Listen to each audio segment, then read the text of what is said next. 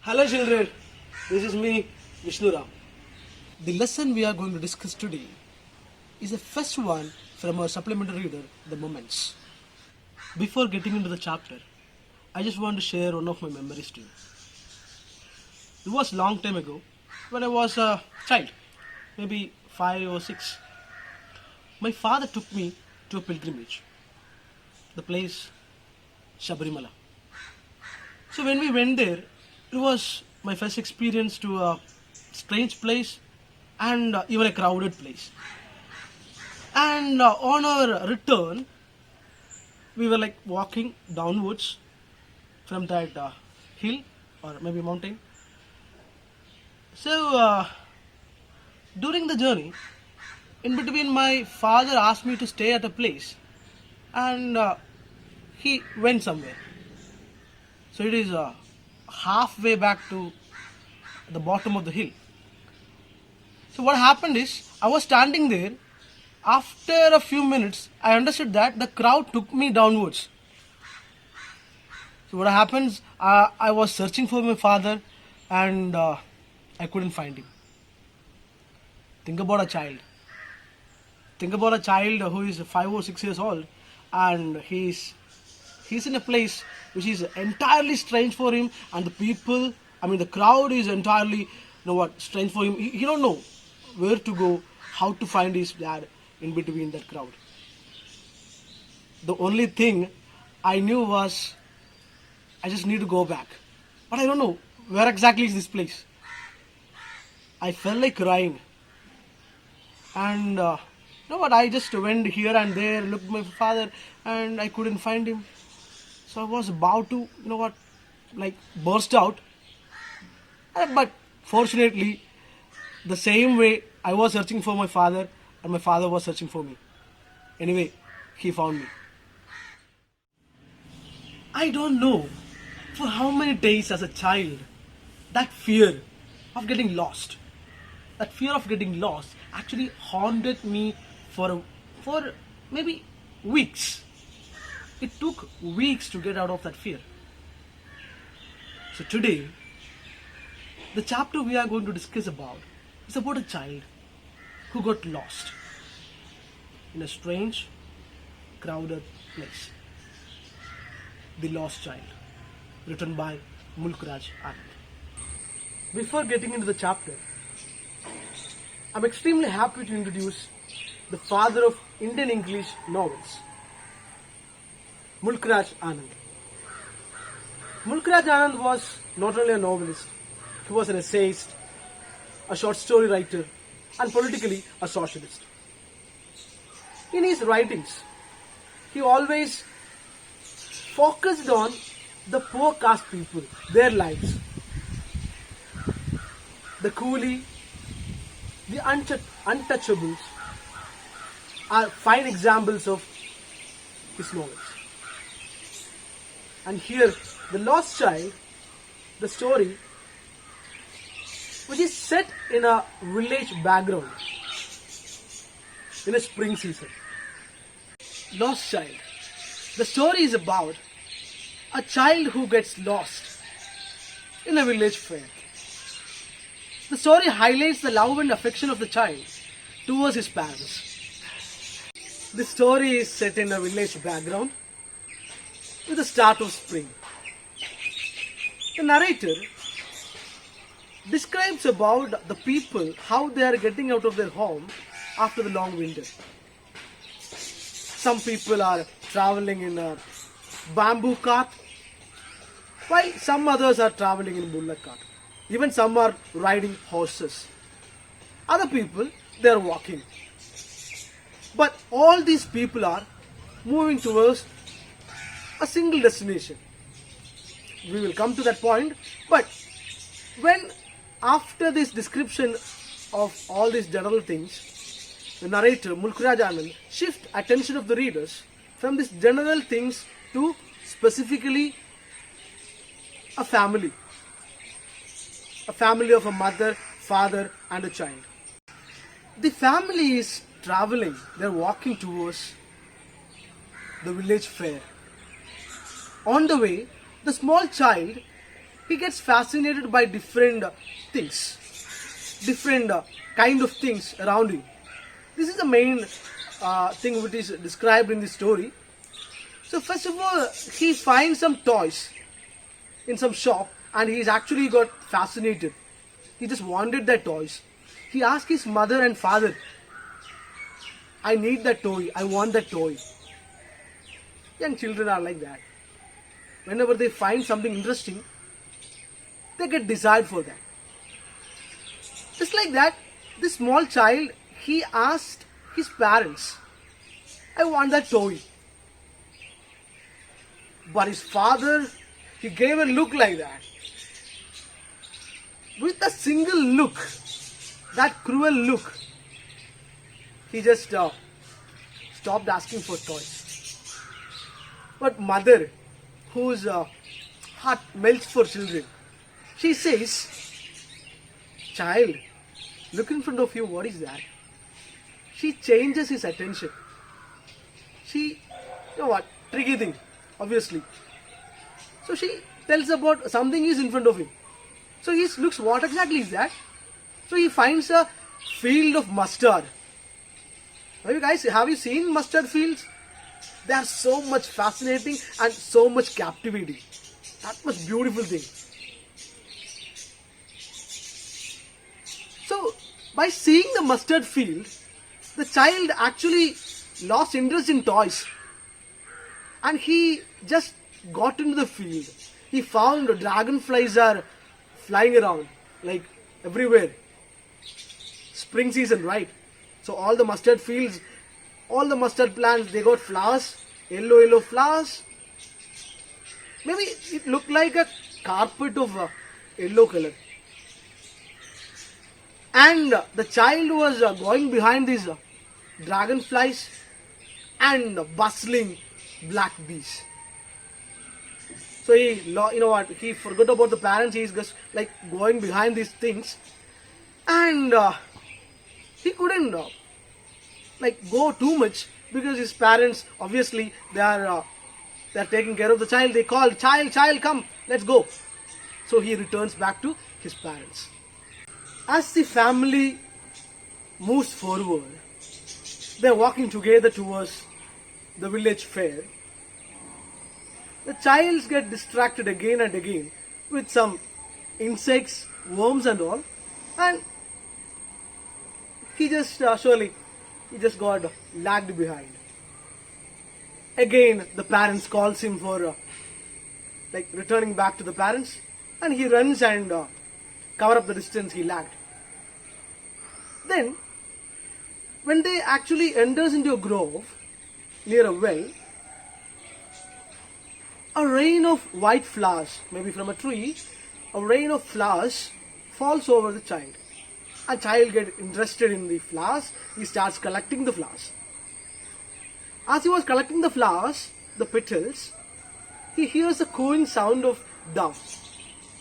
As he heard the dove, he just throw that flowers on the ground. He just, he screams, the dove, dove, and runs behind the doves, the pigeons. Then also, the parents calls him back. Child, come. He returns back to the parents. By walking for a long time, finally they reached at the entrance of the village fair.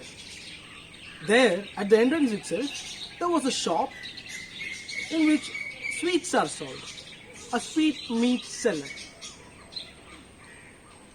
So he was shouting for advertisement like Rasgulla, Barfi, Gulab Jamun, Jalebi, and the child even leave the child. Think about yourself. Or I'm thinking myself. If I was there, surely, because these sweets are my favorite, I would have gone there. I would have jumped over that basket full of things and would have started eating. Think about a small child. Because Barfi was his favorite. So he just wanted that Barfi to, he just wanted that Barfi. He just wanted to eat that Barfi. So he was trying to tell the parents Dad, Mom, Father, Mother, I need that burfi. I just want a burfi. But he never told in a loud voice.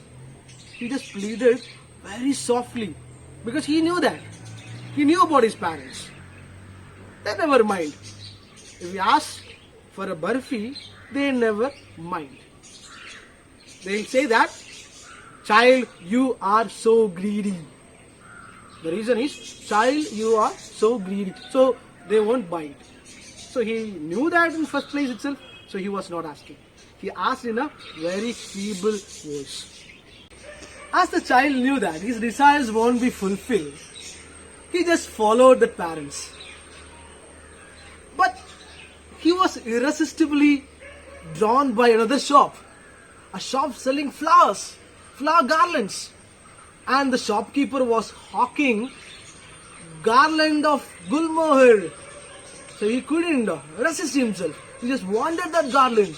He just ran towards that basket full of flowers, which was heaped with the flowers. And undoubtedly, he asked for a garland to the parents. But in a feeble voice, because he knew that. What will be their answer?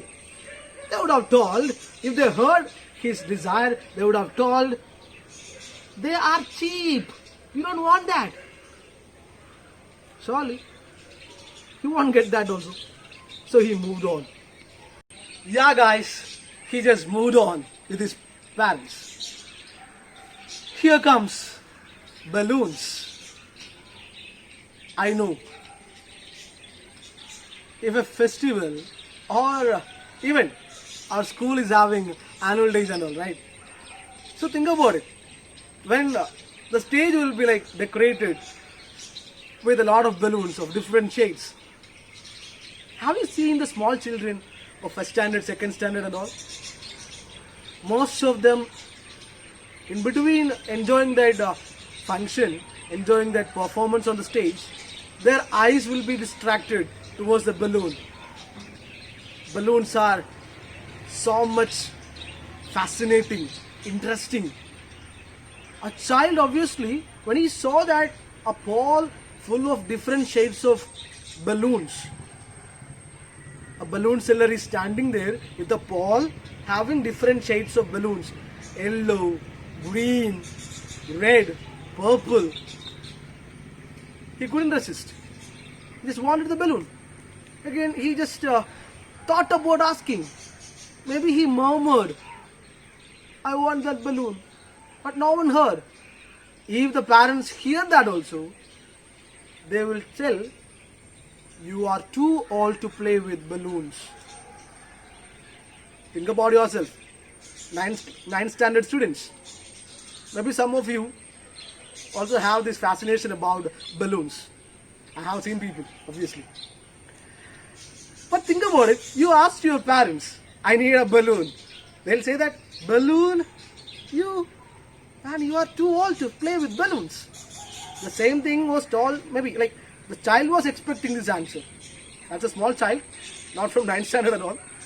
Anyway, that child also was thinking about the same thing. My father, my mother will say the same dialogue that you are too old to play with balloons. So he kept his mouth mum and moved on. The child went on. The next thing he got fascinated was a snake charmer. The snake charmer was playing music with his instrument, and the snake from the basket, it rose and it was moving according to the music. Maybe it was dancing. And this scene and the music, and the narrator describes the music as a ripple of invisible waterfall falls in his ears. What a beautiful expression. To enjoy that music, the child just wanted to go and stand there and watch the show. But he knew that that kind of music is forbidden to him. His parents won't allow that. They'll say that it is an uncultured music, uncouth music. Cause music. They'll say that. They won't allow. So he knew that. He never asked. He suppressed his desire and went on. But the next scene was he couldn't resist himself. It was a roundabout. You know roundabouts, right? Roundabouts. He found that roundabout. He found men, women, children, everyone shrieking with happiness. They are in a trance. They all are enjoying. This time, he couldn't resist his desire. He just opened his mouth. He made a bold request. Mother, father, I just want to have a ride on that roundabout. Please, allow me. No response. There was no response. He just turned himself towards the parents. That was a terrible feeling for the child. His parents were not there. He just got lost. The child got lost. He searched for his parents. Here, there, on both sides, behind, all the way back. He ran here and there. Searched for the parents. But he couldn't find. He was terribly shaken. Tears rolled down. He cried. His whole dress became muddy. By running here and there, his yellow turban, they unfurled. At last, he understood that he was defeated. He stood at a place and he was wailing, he was weeping. And the cry went on and ended in sobs. In between sobs, through his filmy eyes, he found a crowd of people entering into a shrine. He felt maybe he could find his family there, his parents, his father and mother. He felt it like that. So he ran towards the shrine. Lot of people. In between the legs of the people, he struggled to get inside. He failed. So he started crying again. But somebody, a tall man, he came and took the child and asked, "Whose baby are you? Whose child are you? Why are you crying?" And someone came and asked about why you are crying. The child actually burst into tears. He started crying. He just asked, "I want my parents. I want my father. I want my mother." To soothe the child, the man took the child towards the roundabout and asked him, "Why can't you have a ride on a horse?" The child never wanted. Obviously he wanted it before, but now all he wanted is his father and mother.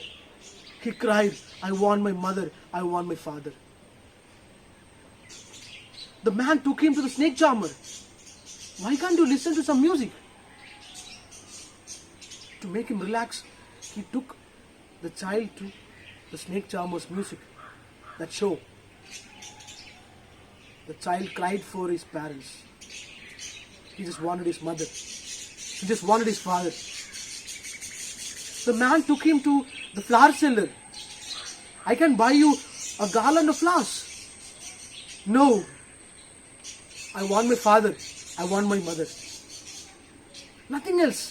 This was a single utterance from the child's mouth.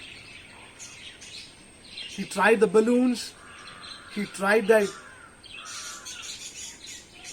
sweetmeat seller. At last, he took the child to the sweetmeat seller. "Why can't you have a burfi? Why can't you have a sweet?" "No. All I want is my father and my mother." The child understood. This is not what exactly he desired for. His true desire was his mother and father. Mulkraj Anand, the narrator, he ends the story there. The remaining portion, what exactly happened to the child? Did he find his father? Did he find his parents? We have no idea. Mulkraj Anand gave that opportunity to us, the readers. We need to guess what happened. What do you think? Children, what do you think? What would have happened? Did the child got his parents back? Or not? Comment below in the comment section. And this is the end of the lesson. I hope you all enjoy the lesson. Read the chapter again and again. Stay at home. Use mask. Stay healthy. Thank you.